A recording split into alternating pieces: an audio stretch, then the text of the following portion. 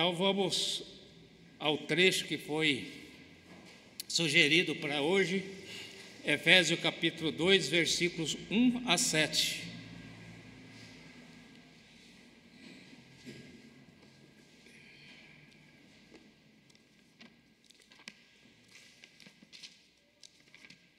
Vou ler ela em duas versões.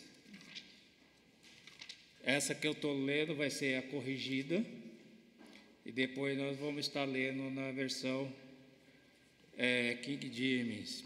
E diz assim na versão corrigida: E eles vos vivificou, estando vós mortos em ofensas e pecados, em quem no outro tempo andaste segundo o curso deste mundo, segundo o príncipe das potestades do ar, do espírito que agora opera nos filhos da desobediência, e entre os quais todos nós também antes andávamos nos desejos da nossa carne, fazendo a vontade da carne e dos pensamentos, e éramos por natureza filhos da ira, como os outros também. Mas Deus, que é riquíssimo em muitas misericórdias, pelo seu muito amor com que nos amou, estando nós ainda mortos em nossas ofensas, nos vivificou juntamente com Cristo. Pela graça sois salvos.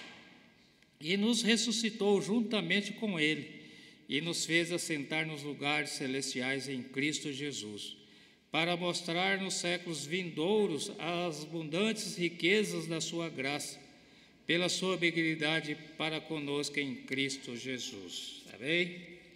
Na outra versão diz assim: Ele vos concedeu vida, estando vós mortos nas vossas transgressões e pecados, nos quais andaste no passado, conforme o curso desse sistema mundial, de acordo com o príncipe do poder do ar, o espírito que agora está atuando nos que vivem na desobediência.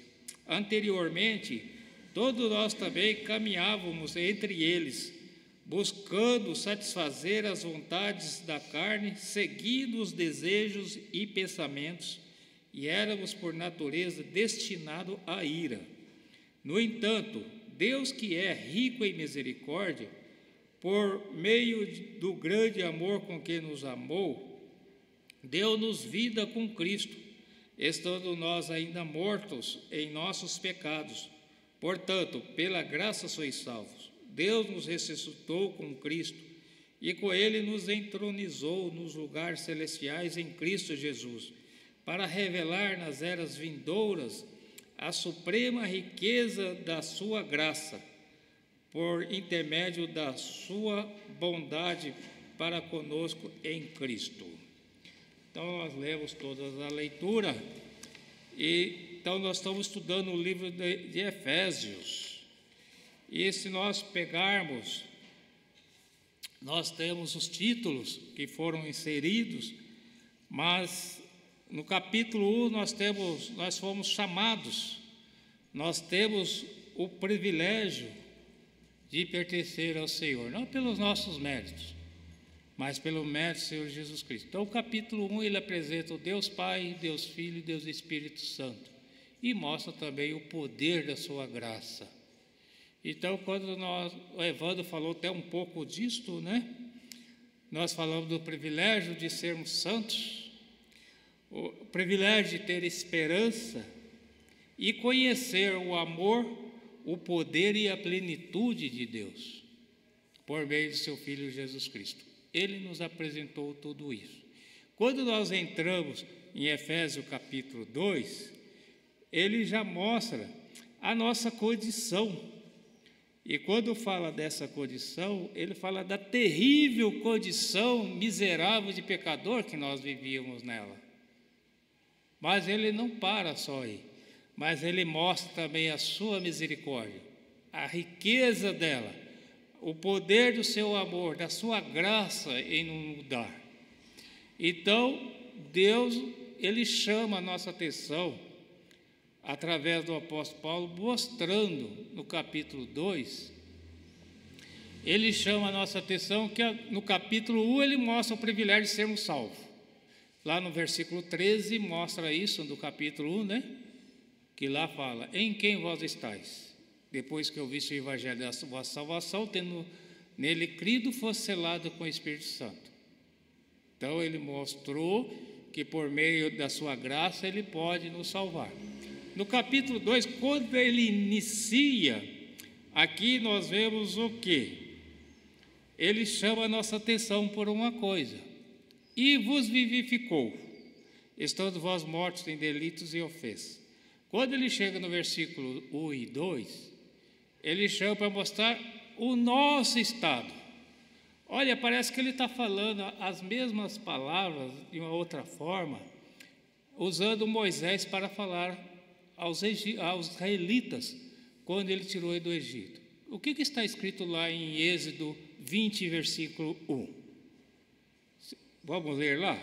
Êxodo 20, versículo 1. E também está registrado também lá em Deuteronômio, capítulo 5, o versículo 6, se não me falha a memória.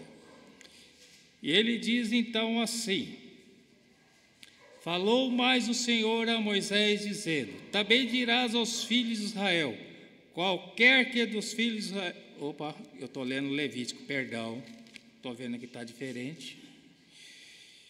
Então falou Deus todas essas palavras, dizendo, versículo 2: eu sou o Senhor teu Deus, que te tirei da terra do Egito, da casa da escravidão ou servidão, em outras versões diz.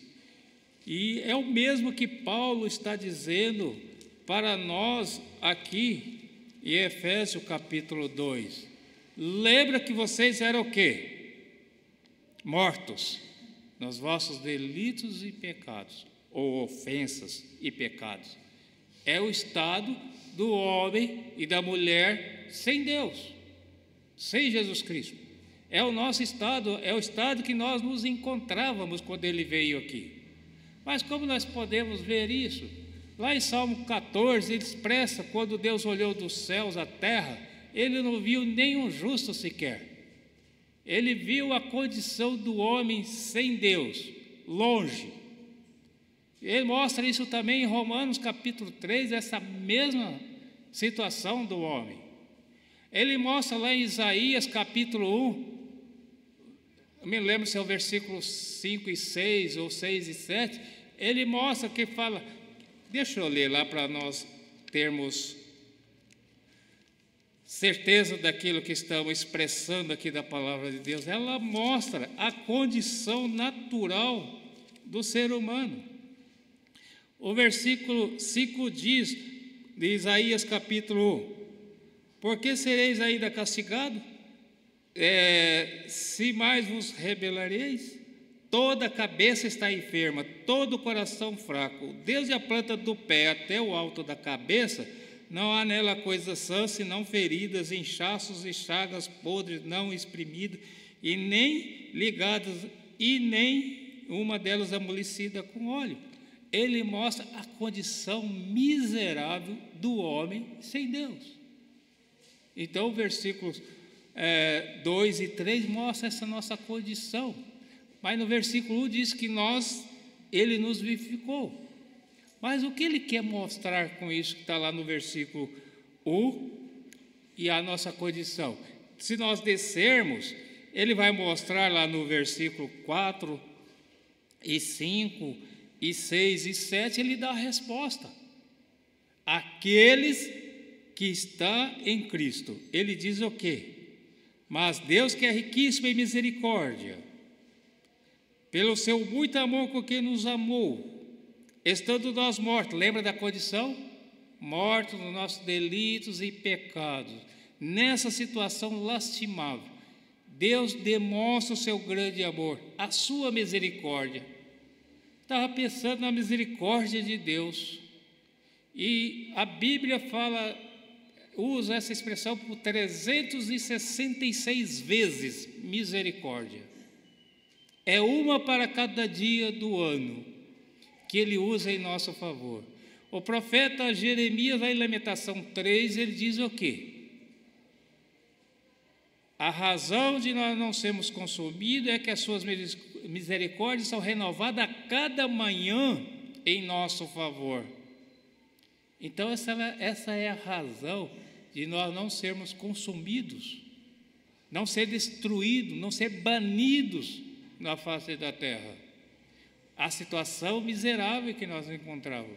E Deus, então, Ele declara o seu amor, Ele demonstra a sua misericórdia, a riqueza da sua misericórdia para conosco. Olha, nós não temos o que duvidar desse amor, dessa misericórdia do Senhor, desse poder. E junto com a misericórdia está a graça de Deus em nosso favor. Nós vimos isso sempre atuando em nosso favor. A misericórdia e a graça de Deus. A graça de Deus, ela é infinita. Paulo diz lá em Romanos que ela é maior do que o nosso pecado. Por isso que ela pode nos dar vida e vida eterna. Mas a quem? Aqueles que creem. E ela é por meio de Jesus Cristo, através de Jesus Cristo.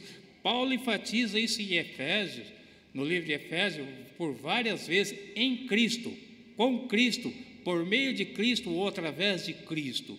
É nele que nós encontramos.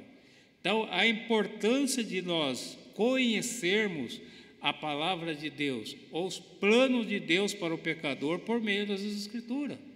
O Evandro expressou muito bem no domingo passado, falando desse amor de Deus, falando que em Deus nós somos santificados. Estou falando Deus aqui na segunda pessoa de Jesus Cristo. Por meio dele nós somos o quê? Santificados. Essa palavra santos quer dizer separado do sistema desse mundo. Lembra que o versículo 2 diz que em outro tempo andasse segundo o curso deste mundo, segundo o príncipe da potestade do ar, do espírito que agora opera nos filhos da desobediência. Ele fala de um governo que está no domínio de Satanás. E ele fala também que todos aqueles que estão fora de Cristo, ele vive sob o domínio e o controle de Satanás, ou do sistema que agora está operando nesse mundo, né? Esse sistema vai ser banido. Quando Cristo voltar na sua segunda vida, ele vai ser banido aqui da face da terra. Mas até lá, ele fala que aqueles que estão em Cristo, eles são vivificados, são transformados, não pelos seus méritos, mas pelos méritos de Cristo Jesus, o nosso Senhor. E é algo que Deus preparou para o homem e a mulher. E aqueles que estão em Cristo, eles são santificados, separados desse sistema, tirados desse sistema, desse governo de Satanás. Por isso que nós somos chamados santos, santificados em Cristo todos, e é necessário nós termos essa comunhão com o Senhor. É necessário nós ouvir a sua voz todos os dias. É necessário nós buscar a santificação por meio da palavra. E ele então falou nisso. E fala de uma outra coisa, esperança. Ele falou também da esperança. Aqueles que estão em Cristo, ele tem uma esperança. Qual é a esperança minha? Qual é a sua esperança? De um dia estar na glória celestial. Salvo, redimido, o Senhor, ele expressou muito bem lá em Evangelho de João 14, o Evandro leu isso lá. Ele foi preparar lugar. Esse lugar já está preparado. E quando ele voltar, levar-nós para lá. É a esperança dos salvos. Não é uma esperança de continuar nesse mundo em que nós vivemos aqui, mas é de tirar daqui. E ele, por meio dele, ele deu esse poder, por meio de Jesus Cristo, ser salvo. Se nós formos continuar no versículo 8, fala por isso, porque pela graça sois salvos por meio da fé. Isso não vem de vós, mas é um dom de Deus. É um dom de Deus, é o poder de Deus. O apóstolo Paulo, ele fala lá em Romanos 1:16 ou 1:15. Deixa eu dar só uma confirmada aqui.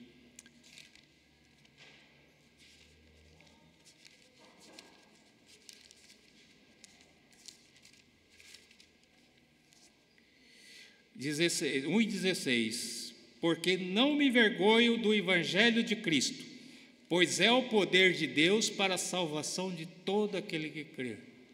Então, ele fala do poder transformador desse evangelho. Lá em Tito 2 e 11 também, fala do poder desse evangelho transformador, desse evangelho que muda. Ele diz porque a graça de Deus se é manifestando, trazendo salvação a todos os homens, ensinando-nos que, renunciando à impiedade, à concupiscência mundana, e vivamos nesse presente século sóbria, justa e piamente. Então, esse evangelho, ele vai nos transformando, ou nos santificando, ou nos tirando do sistema desse mundo, e inserindo no sistema que Deus preparou para cada um de nós. Então, mostra isso, o poder do evangelho àqueles que ouvem. Quando Paulo falou lá, eu não me envergonho do evangelho, porque quando ele ouviu a voz do Senhor, a vida dele foi transformada. A minha vida também foi transformada. A sua vida também foi transformada. Quando? Quando nós ouvimos esse evangelho. Ele tem esse poder de transformar. Todos são chamados, por meio desse evangelho, a reconhecer a Jesus Cristo como Salvador. Agora precisa ver se todos querem aceitar a Jesus Cristo como Salvador. Aí que está. E é um privilégio para o pecador. O pecador não tem mérito algum nessa salvação. Ele não tem o meio nem os recursos de obter essa salvação. Todo o esforço que o pecador faz para essa salvação é inútil. E o que diz lá no Salmo 49? Se alguém quiser remir a alma do seu amigo, o seu recurso se esgotaria antes. Por quê? A salvação é caríssima. Quer ver o que diz aqui? Aqueles que confiam nas suas fazendas, 49, Salmo 49, e o versículo 6 e 7 e 8. Aqueles que confiam nas suas fazendas e se gloriam na multidão das suas riquezas, nenhum deles, de modo algum, pode remir o seu irmão ou dar a Deus o resgate dele, pois a redenção da sua alma é caríssima e o seu recurso se esgotaria antes. Então, aqui em Efésios, Paulo mostra, quando ele fala da riqueza da misericórdia do Senhor e da sua graça, ela é suficiente para resgatar não só uma alma, mas de toda a raça humana. Se nós contarmos hoje, quantos seres humanos existem no mundo hoje? Quase 8 bilhões, né? Aproximadamente 7,8 bilhões. E o sangue de Jesus Cristo, o poder da sua graça, ele pode resgatar todas essas almas, se elas quiserem. Você já viu? Quando Paulo ele fala riquíssimo, ele fala de um valor que ultrapassa o nosso entendimento. Vai muito além do nosso entendimento. Se uma alma vale mais do que esse mundo, agora você imagina a riqueza, ou o poder da riqueza da graça de Deus para salvar o pecador. Ela é muito além. Então, isso é um privilégio para o pecador, porque eu não teria condições de pagar. Mas ele pagou por mim. E ele deu por mim. E ele me apresentou, ou me presenteou com essa salvação, com a vida eterna, com o perdão dos meus pecados, só pelo fato de eu crer nele como Salvador. Uma outra coisa que me chama a atenção aqui, quando nós lemos o trecho, nós lemos aqui, está lá no versículo 6, ele nos ressuscitou juntamente com ele e nos fez assentar nos lugares celestiais em Cristo Jesus. O que quer dizer isso? Eu, sendo pecador, se Jesus Cristo não é o Filho, ele não é santo, ele nunca cometeu nenhum só pecado. Então, por meio da sua graça, por meio da sua misericórdia, ele nos colocou na mesma posição de Jesus Cristo. É o que eu vejo aqui.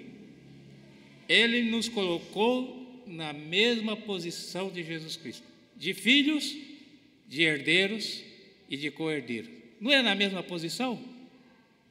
Olha o poder de Deus em nos transformar, o privilégio do pecador ser colocado nessa posição de igual ao Filho de Deus, herdeiros da mesma promessa.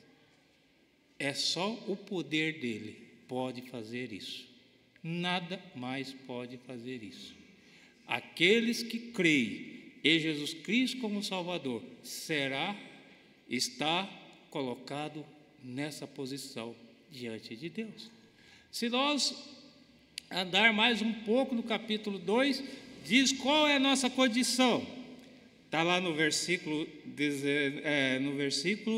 11 e 12.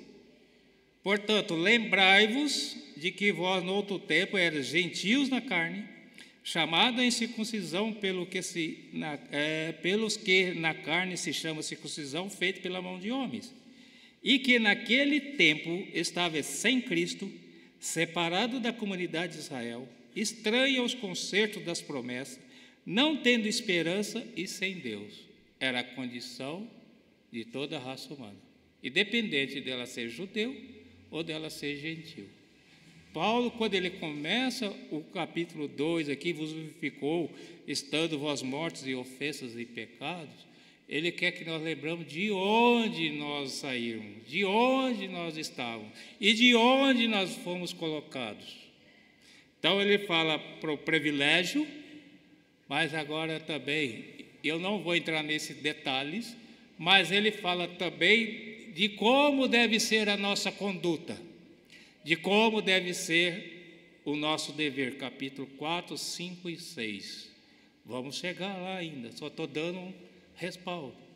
Então ele fala do nosso chamado, ele fala do nosso privilégio de pertencer a ele, mas ele também fala da nossa responsabilidade, da nossa conduta e dos nossos deveres para com ele.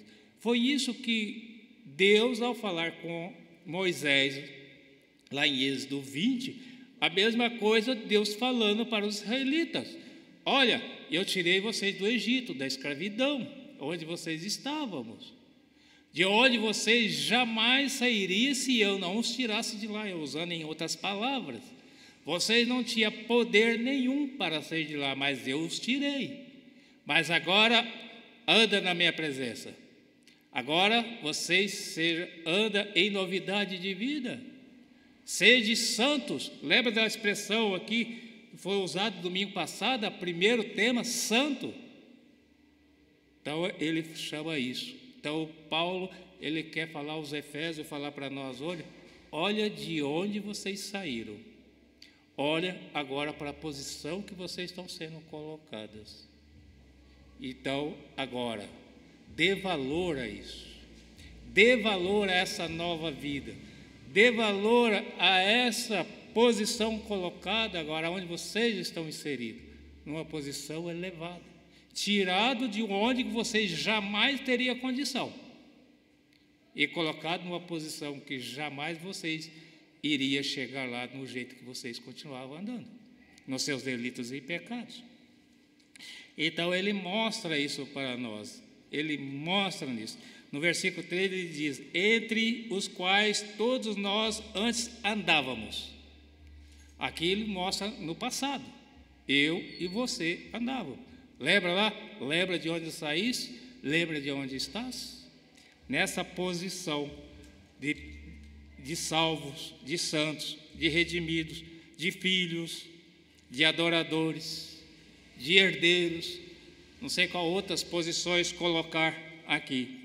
E nós iremos reinar com Cristo ali. E ele então fala: agora vocês não... aquilo que o pecado causou, Deus desfez por meio de Jesus Cristo na cruz. Como? Nos dando vida. É isso que mostra o versículo 5, né? Estando nós ainda mortos em nossas ofensas, Ele nos vivificou juntamente com Cristo. Ele nos deu vida. Romanos capítulo 5, versículo 8, ele expressa bem isso aqui que Paulo está falando. Romanos 5, E o versículo 8: mas Deus prova o seu amor para conosco, em que Cristo morreu por nós, sendo nós ainda pecadores. Ele falando da riqueza do seu amor.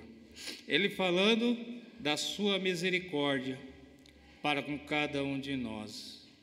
E Ele demonstra isso por nós, Ele faz isso por nós, Ele fez isso por nós.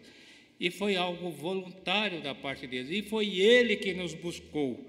Lembra lá que nós fomos chamados?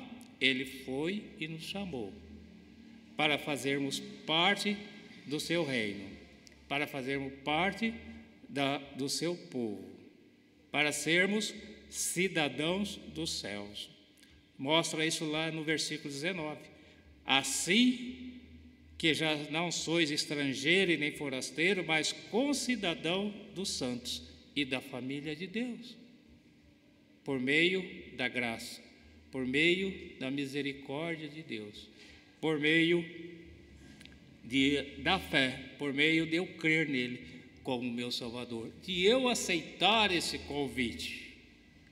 Se nós olharmos lá em Mateus ou em Lucas, também está registrado, nós falamos domingo passado que foram convidados para participar daquela festa. Ali nós vemos uma parte recusando. Eu comprei um terreno, não posso ir. Eu comprei a junta de boi, mas eu tenho que experimentar. Eu casei e fui recusando. Mas aí Deus estendeu o convite a nós gentios. E todos aqueles que aceitaram esse convite, eles estão inseridos como cidadãos dos céus. Aqui diz santos da família de Deus. Privilégio. Mas não vou entrar no mérito, mas as condutas do cristão. Capítulo 4, capítulo 5, capítulo 6. Leia isso em casa, estude isso em casa. E você vai poder então entender. Então nós vemos a condição terrível em que nós estávamos, em que nós vivíamos. Andávamos, mas agora não anda. Quando ele fala que nós andávamos nesse mundo segundo o príncipe da potestade, nós éramos dominados por Satanás. E nós não tínhamos condições algumas de sair do poder e do domínio dele. Eu posso dar alguns exemplos. Satanás tem usado um meio de prender o ser humano com ele de uma forma terrível, o vício. Nós temos diversos tipos de vícios, né? E aqueles que estão mergulhados nesse vício, ele não consegue se libertar dele. Não consegue. Se o Senhor não libertar ele lá. Eu tinha um vício terrível, que era fumar. Fumava 3 maços de cigarro por dia. Terrível. Quantas vezes eu quis deixar aquilo. Mas o vício, o domínio e o poder do vício era maior do que minhas forças. Mas no dia que eu aceitei a Jesus Cristo como Salvador, Ele me libertou daquele vício. E eu sei a história de outros irmãos que ainda continuou no vício, mas até um dia o Senhor libertar ele daquele vício. Se o Senhor não libertar, você vai continuar sob o domínio e a escravidão de Satanás. A condição terrível, a condição miserável que o homem se encontra. Se o Senhor não libertar ele dessa condição, ele vai continuar ali. E vai continuar, partir para a eternidade, nessa condição miserável, perdida. Se não atentar para a riqueza insondável de Deus, para a sua misericórdia e para o seu amor, se ele não quiser dar ouvido. Eu gosto, lembrando aqui daquele leproso. Quando nós transportamos para a época, Naquela época, a lepra não tinha cura. Mas aquele leproso, ele teve um encontro com Jesus. Qual foi as palavras que ele disse para Jesus? Senhor, se tu quiseres, tu pode me limpar ou me purificar, né? Senhor Jesus disse, eu quero ser limpo. E ele foi limpo daquela lepra. E a lepra nas Escrituras, ela é figura do pecado.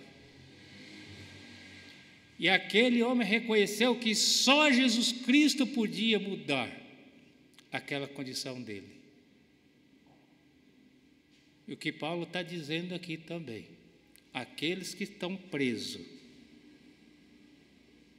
nas garras de Satanás, vivendo essa vida de pecado, só Jesus Cristo pode te libertar dessa escravidão.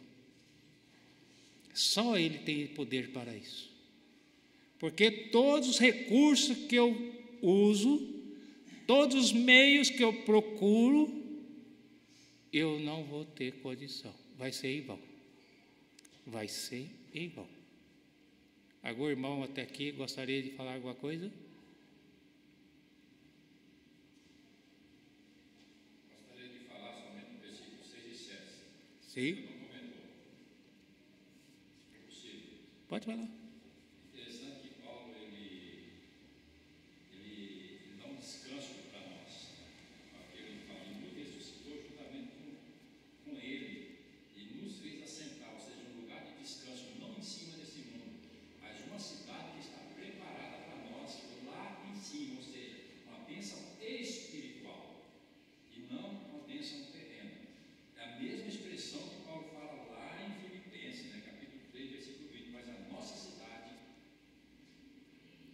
cidade está no céu, e onde também esperamos o Salvador, o Senhor Jesus Cristo. A mesma expressão que o salmista Davi fala no Salmo 23 no final. Ele habitará na casa do Senhor para todo sempre. Todo sempre. Então, ao mesmo tempo que Paulo mostra o nosso estado pecaminoso, como nós estávamos já condenados, ele mostra a nós descansar na salvação, ele ainda nos dá a graça do futuro, a mostrar para nós o futuro, o nosso presente, ou seja, o nosso tributo que ele vai dar para nós, né? Que é uma cidade celestial, no lugar celestial espiritual e não aqui. Ele fala assentar, ou seja, descansa, né? Lá vocês vão descansar para sempre. Esse é um privilégio para todos os crentes, né? E aqueles que não são crentes deveriam pensar nisso aí, né? Que tem um lugar esperando por ele, né? O irmão leu o versículo de João 14, né? Ele vai, mas ele vai voltar, preparar o lugar para vir nos buscar quem? Aqueles que foram perdoados, aqueles que foram lavados pelo seu sangue. Sim, aqueles que creram nele como Salvador. Então, o versículo 7, ou versículo 6, e nos ressuscitou juntamente com ele, e nos fez assentar nos lugares celestiais em Cristo Jesus. Promessa do Pai,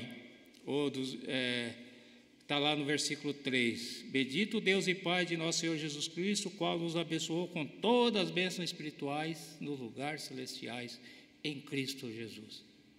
E quando ele expressa, que ele continua falando no versículo 7, veio a expressão graça.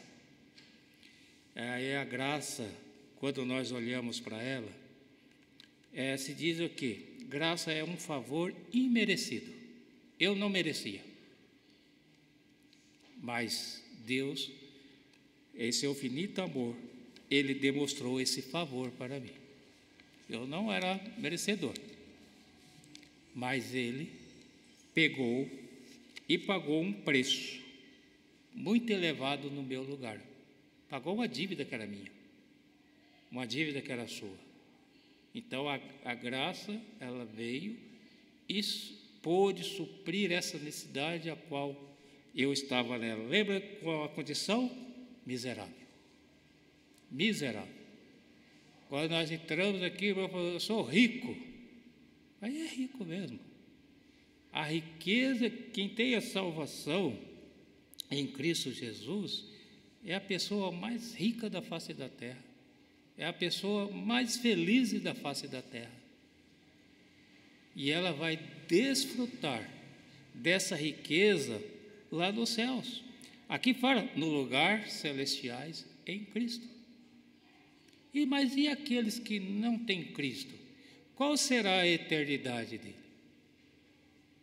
Se nós olharmos para Lucas capítulo 16, nós vemos isso.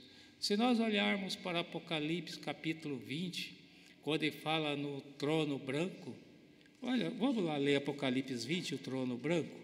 Aqueles que estão nessa situação, aqueles que ainda não creram em Jesus Cristo como Salvador, aqueles que estão nessa situação miserável ou terrível, ou nessa terrível condição humana, eles estão aguardando isto.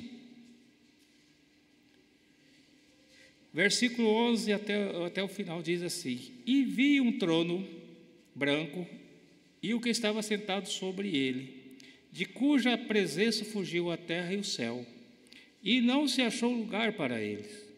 E vi os mortos, o grande e pequeno, que estava diante do trono, e abriram-se os livros, e abriu-se outro livro, o que é da vida.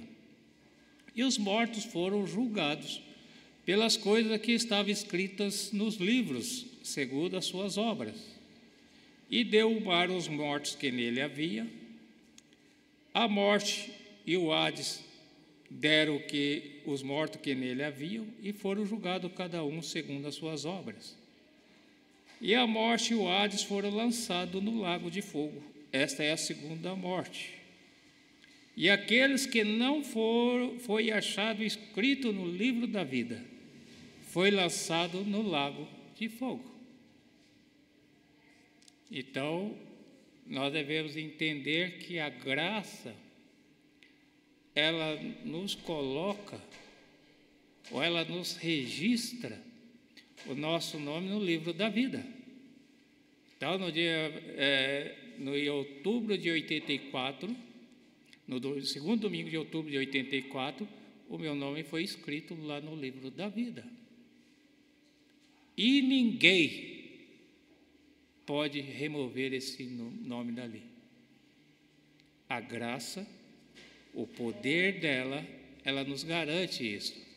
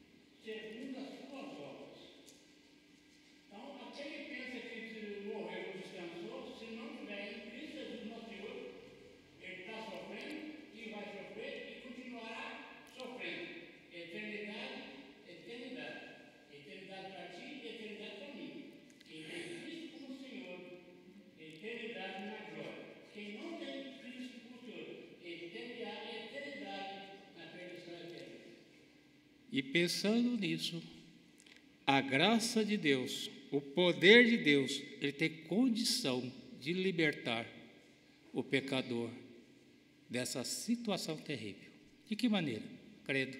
Se nós descermos no versículo 8 diz: porque pela graça sois salvos, por meio da fé, isso não vem de vós, é um dom de Deus. É por meio da fé. Ou eu creio, ou eu não. Ou eu aceito, ou eu recuso. A decisão, ela é pessoal, ela é minha, é eu que vou decidir. Deus, então, na sua infinita graça, Ele providenciou uma tão grande salvação para libertar o homem dessa situação terrível. Eu creio que é o Salmo 40 que fala, eu sei, né, o que e para que está escrito aquilo lá, mas nós podemos aplicar para nós dessa forma. Versículo 2: tirou-me de um lago horrível, de um charco de lodo, e pôs meus pés sobre uma rocha, e firmou meus passos.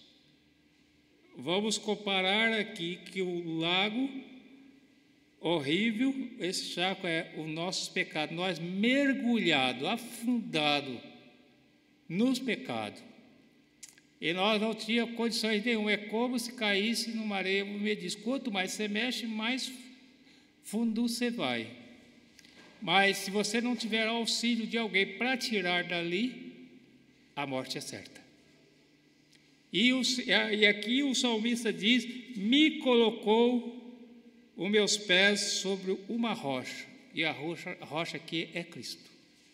Todos aqueles que estão em Cristo estão seguros, mas aqueles que não estão em Cristo não estão seguros.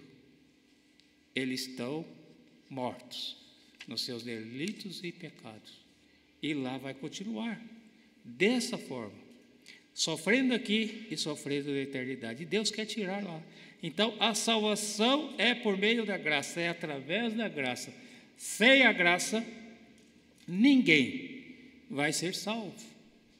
Lembra que a graça é um dom, é um presente de Deus para o pecador. É algo que eu não merecia. E eu fiz tudo contrário à vontade de Deus, e mesmo assim Deus me amou. Eu sei que você não merece, mas eu vou te dar a salvação, o perdão dos seus pecados. Eu sei que você não é digno, mas vou receber você novamente como filho. Novamente. Então lembra que nós somos chamados, nós somos privilegiados. Quando eu falo nós, eu estou dizendo a toda a raça humana, todos os pecadores. Não é pensando como alguém pensa sobre a predestinação. Ele foi predestinado para ser salvo e aquele para ser... Não. A graça, ela veio para todos. Nós lemos lá em Tito 2:11, né? Mas a graça de Deus se é manifestada trazendo salvação a todos. Mas aqueles que aceitaram a Jesus Cristo como Salvador, a graça deu-lhes o poder de ser feitos filhos de Deus. 1 João 1:12, né? 11, o que diz o 11? Veio para o que era seus e os seus não o receberam. Mas a todos quanto receberam, deu-lhes o poder de ser feitos filhos de Deus, a saber, os que creem no seu nome. Você queria falar algo, Rubens? João 3,16 é a providência da graça e do amor de Deus, porque Deus amou o mundo de tal maneira que deu seu Filho unigênito, para que todo aquele que nele crê não pereça, mas tenha a vida eterna. Mas você viu que tem uma expressão ali, crer, crer, crer, crer, crer. É você aceitar Ele como Salvador, é você aceitar esse convite dEle para transformar a sua vida. Eu não sei as condições de todos aqui, mas quanto a nós, todos os esforços que nós queremos fazer para mudar a qualquer coisa, nós não vamos conseguir. A melhor forma de mudar é nós confiando no Senhor.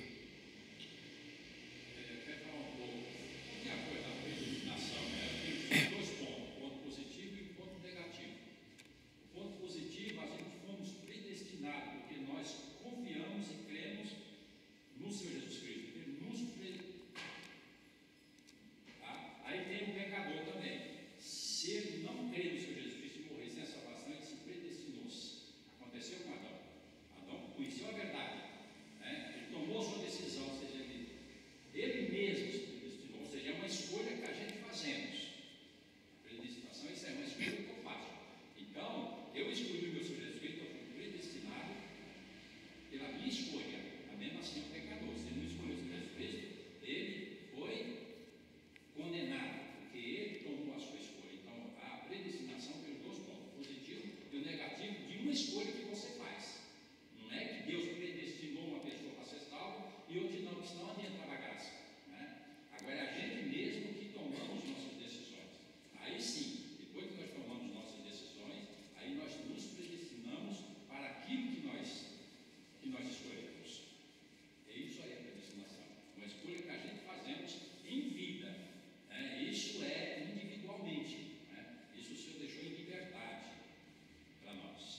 Sim.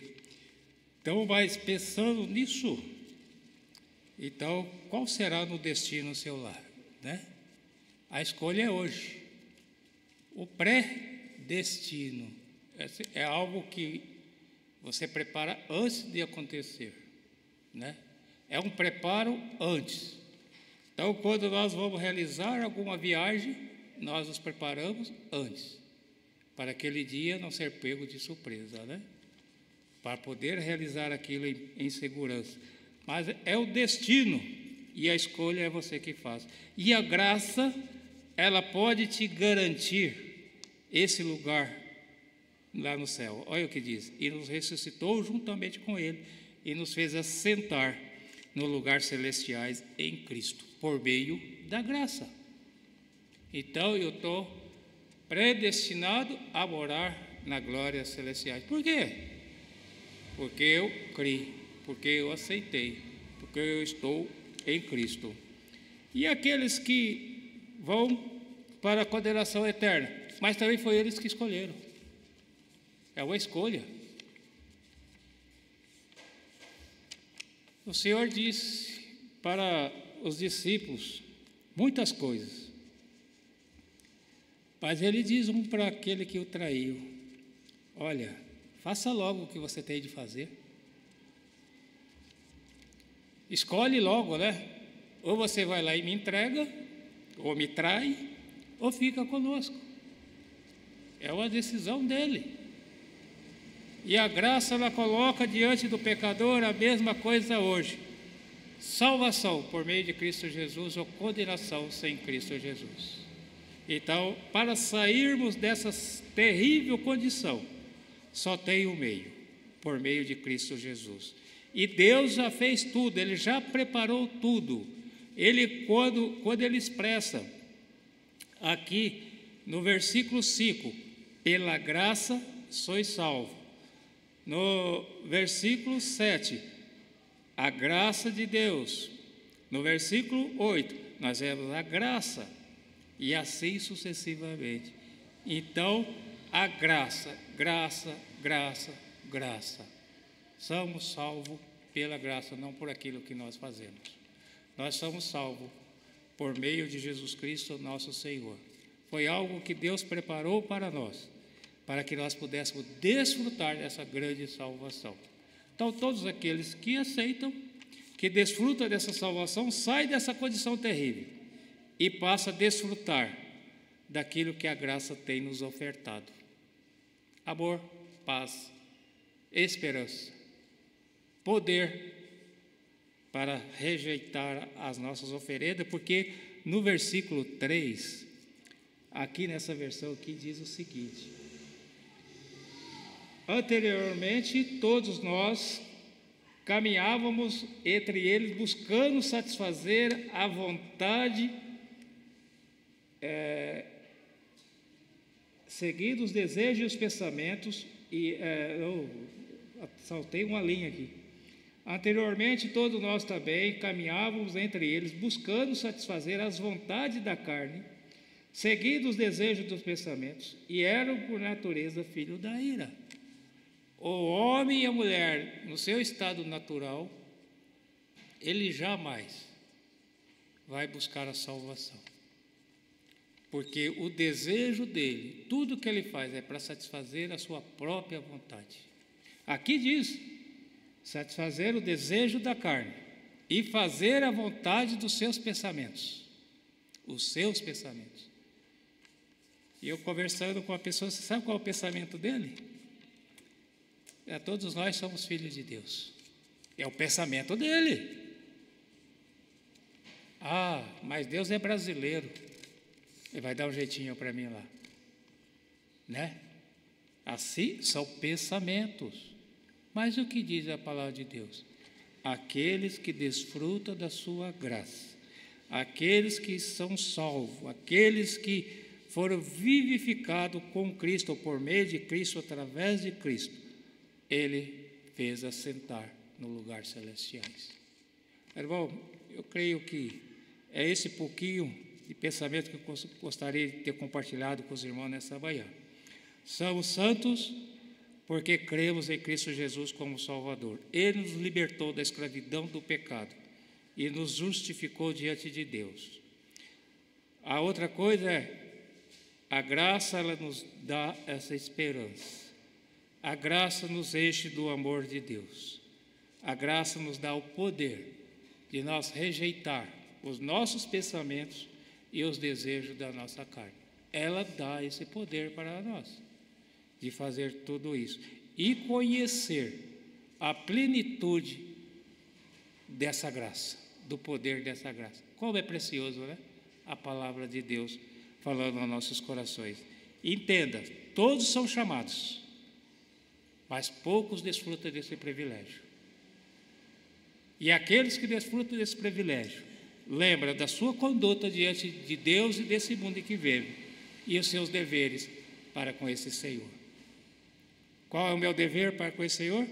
Ser santo, porque Ele é santo. Está lá em 1 Pedro 1:13, ou 1:15, se você quiser, 1:16. Sede santos, porque eu sou santo. Pensa nessas expressões ditas aqui. E lembra da miséria e de pecado que você vivia. E na posição que o Senhor tem te colocado. E que Deus nos abençoe. Amém?